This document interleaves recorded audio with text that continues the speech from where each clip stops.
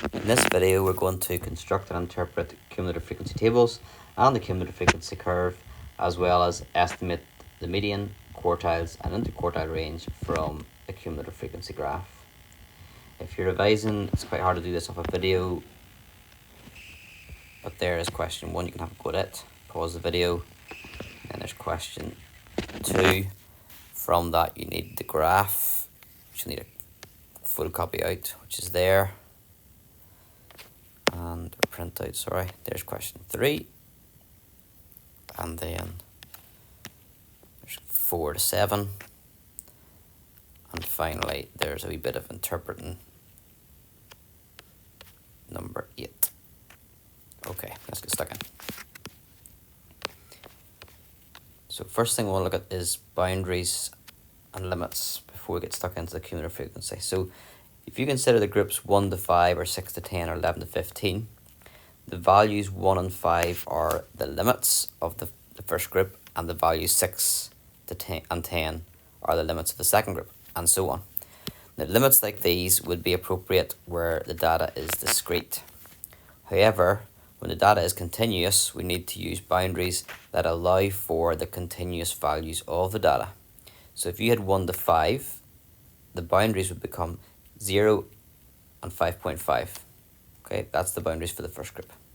5.5 and 10.5 become the boundaries for the second group, 6 to 10. And 10.5 to 15.5 become the boundaries for the third group, 11 to 15.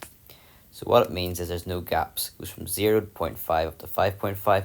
The next group will start at 5.5 and upwards, and so on. It just continuously flows on. Whereas with discrete here, there's a gap here and a gap here. So the question we're going to look at is the time taken to run the 100 meters, and they are recorded below. Question 1 is find the cumulative frequency. I mentioned this a little bit before with finding medians from tables. I'll go into it in more depth here. So the first one we've got to fill in is this one here, and the answer to it is just 1. And the two ones here are different. This means there's 1 in the group 8 to 10, whereas this one means this one person ran the 100 meters in 10 seconds or less. What we then do for the cumulative frequency is keep a running total. We get the 1 and we add 2 and we get 3. And what does the 3 mean? It means 3 people ran the 100 meters in 12 seconds or less. So if you had these 1 and 2, these 3 people grouped together, all you could say about them is that they ran it in 12 seconds or under. If we add in this 9, that would give us 12 people. And what can we say about those 12 people? Well, they ran the 100 meters in 14 seconds or less. And if we add on the 16 for the next group, 12 plus 16 is 28. And those 28 people ran the 100 meters in 16 seconds or less. Add on 28 and the 23 gives us 51. And the 51 people ran the 100 meters in 18 seconds or less. And finally add on the 9 to the 51, and we've got 60 people. So there must be 60 people who ran the 100 meters, and they all managed to run it in under 20 seconds, or 20 seconds. So the numbers 8 and 10 mean this one here value is between 8 and 10 seconds. They ran between 8 and 10 seconds. But when we get to this number, the whole group's not relevant. What we're really looking at is the upper boundary, the upper limits. Okay, so we're really saying that the one person is 10 or less, the 3 people ran it in 12 or less, 12 people ran it in 14 or less, 28 ran it in 16 or less, and so on. It's cumulative frequency, and the upper limit is what is important.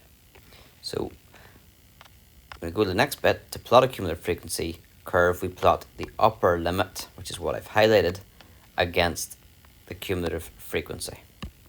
So the upper limit would be, if I write these in, would be 10, 12, 14, 16, 18, and 20.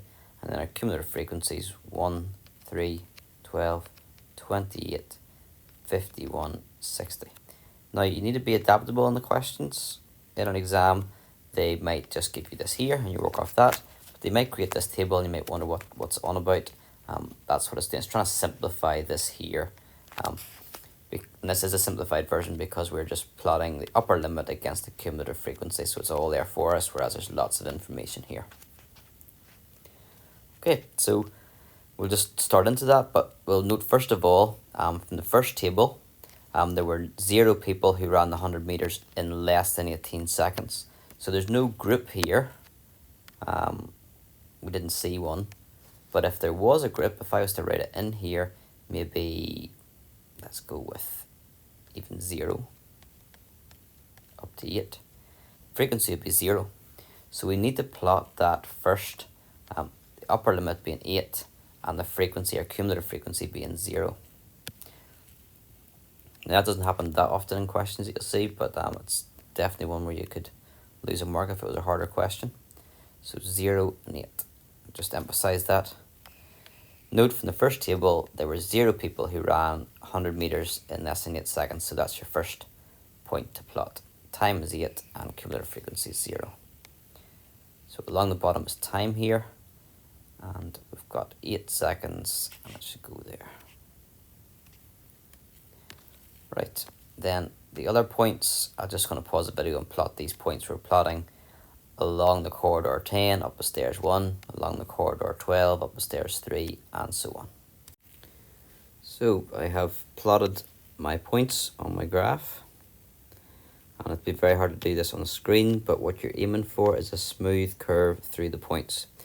If your curve does not go through the points, rub it out and start again. It's a wee bit wiggly.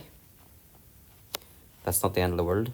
You can see around there, it's not amazing, but it goes through the points, so it'll get the mark, so that is good enough. Misses a X, you'll lose the mark. So that is it plotted. That's question 2 done. Question 3, we're going to try and find the median from the graph. So on a graph, it is sufficient to divide the number of values by 2 to find which value the median is. So before we had a formula n plus 1 divided by 2, but on a cumulative frequency, just half it is sufficient for accuracy because a graph's not going to be overly accurate anyway. So in this case, the median is the 60 values. 60 divided by 2 is 30th. So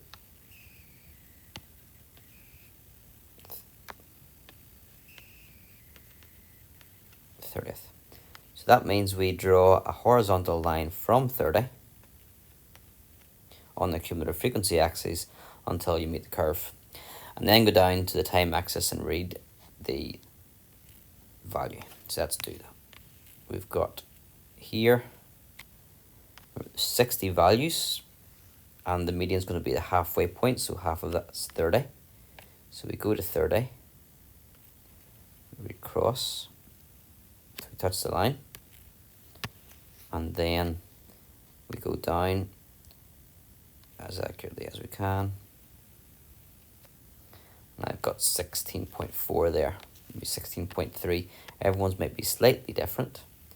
So 16.3 or 4, whatever it is. Okay, question 3. Sorry, that was question 3. Question 4 is to find the lower and upper quartile from the graph and hence find the interquartile range. So where the median was halfway, the lower quartile, this is a quarter value, or just n divided by 4. Now there were 60 values, remember, 60 runners. So the lower quartile is 60 divided by 4, which is going to be the 15th value. Making a mess of that T there, but you get the idea. 15th value.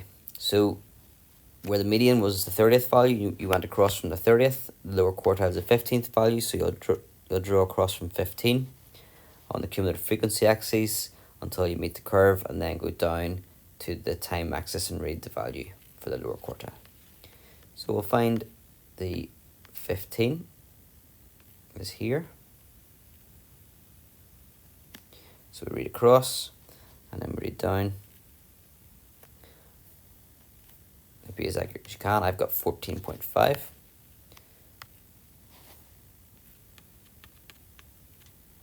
And then the upper quartile. This is a 3/4 value, or 3 times the number of values there are, 360s, divided by 4, which would be 45. Now there are 60 values, so the lower quartile would be, let's say, 360s divided by 4. Or if you know the lower quartile is 15, the upper quartile will be 3 of that, so it will be 45. So different ways to do that, but it's a 45th value. So you draw a horizontal line from 45 on the cumulative frequency until you meet the curve, and then go down to the time axis and read the value of the upper quartile. So for 45, which is here, meet the graph best you can.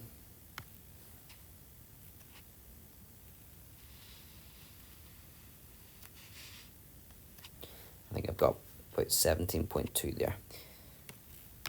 Now yours should be, again, hopefully more accurate than me with a ruler.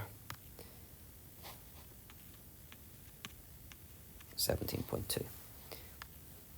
Then we have, so that's the upper quartile and the lower quartile, which we found out there.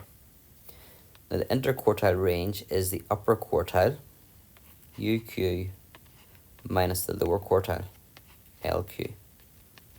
So that's 17.2 minus 14.5. And that gives us a value of 2.7 seconds. Question 5, we have to estimate how many people ran the 100 meters in 15 seconds or less. Now it's or less, which is good because cumulative frequency is always 12 seconds or less, 18 seconds or less, and so on. So this is straightforward. 15 seconds is along the bottom. And if you read up from 15, I'm not using a ruler and pen, but you should do that. If I read across, I get 19. And that means there are 19 people who ran the 100 meters in 15 seconds or less. Question 6. Estimate how many people ran the 100 meters in more than 19 seconds. Now, the cumulative frequency graph only tells you how many ran it in less than. So we still will look at the 19 to get a key value. So if we go to 19 seconds and read up, across, I get 56. But we want to know how many people ran the 100 meters in more than 19 seconds. This number tells us that there were 56 people who ran the 100 meters in 19 seconds or less. Now there's 60 people altogether, so if 56 people ran it in less than 19 seconds, then there are only 4 people, 60 minus 56, that ran it in more than 19 seconds. You can be a wee bit liberal about less than or equal to, by the way, more than or equal to in this situation because of the approximation of the whole topic on the graph. Last question. The slowest 20% of runners did not qualify for the next stage. What time would someone have to beat to qualify? So the slowest 20% of the runners, there were 60 runners. And to find 20%, I could multiply by 0.2. So 20% of 60 is 12. We're looking at 12 runners here. So the slowest 20% or the slowest 12 runners do not qualify. So we want the slowest 12 runners. If we look at our scales, times along the bottom, it's the runners, the frequency is the number of runners. So if we go find 12 runners here, if we read across from 12 runners, that would tell us that it would be 14 seconds. Now that tells us that 12 runners ran it in 14 seconds or less. Those 12 are the really fast ones. You have to be the slow people to not qualify, so you actually need to go from 12 from the top. A bit like question 6 there. So if there's 60 runners and you take away 12, we're left with 48. So we want to find out what the time is of the 48th runner, and you have to beat that time to qualify. Okay, so the 48th runner is here.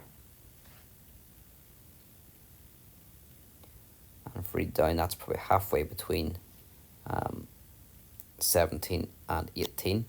So if you beat 17.5, you'll beat that 48th runner, and you'll be in the fastest 48. So the fastest 80% instead of the slowest 20%. Okay? Another way to read that question is the opposite way around. 80% qualify, 80% of people have to run it in a certain time or less. They have to run it in 17.5 seconds or less. Now to finish off, we're going to interpret cumulative frequency curves. Really work backwards from the curve to see what the table was in the first place. So question 8 says the ages of a group of individuals are displayed in a cumulative frequency graph. Complete the table. Lots of places you can start here, but you sort of familiarize yourself. You can see here we've got the age along with the age here. Frequencies not filled in, but we only have cumulative frequency, which matches up there. It might be easiest to get these groups done first of all. The first group runs from 0 to 10. Seems okay. The next one would run from 10. The next point is at 20. So that group would run from 0 to 20. And A, excuse the writing here, but A is going to be between two values each time. So we need to find out what they are. So it was 10, and 20, and 30, 40, and 50. So the groups go up every 10. So starting at 20 to 30. Next one starts at 30, finishes at 40, and the next one's 40, and finishes at 50. Now, if you remember when you're plotting a cumulative frequency graph, you plot the upper limit, which is here, against the cumulative frequency. So if I plot the upper limit 10, the cumulative frequency should be this number here, which will be 5, 6, 7, 8. Again, if I'm plotting the upper limit 20 against the cumulative frequency, then the cumulative frequency should be 22. 30 should be 30 as well. 40 should be 36. And 50 should be 40. So I've got the cumulative frequencies. In order for there to be a cumulative frequency of 8, there must be 8 in the first group, because that's saying 8 people are aged 10 or less, so there must be 8 in this group to raise up the cumulative frequency. The 22 means there's 22 people who are aged 20 or less. We know there are 8 of them that are 10 or less, so if there's 22 in total that are 20 or less, how did we get from 8 to 22? We must need an extra 14 people in this group. So 8 plus the 14 will give us a running total of 22. Then we know there are 30 people who are aged 30 or less. So 30 people must be in the first 3 groups. 8 and 14 is 22. There must be another 8 to make up the 30. Then we know there's 36 who are 40 or less, or 36 who are in the first 4 groups. Well, that adds up to 30, so we need another 6 in there to make 36. And to finish off, we need 40 in total, so we must need another 4 to get from 36 to 40.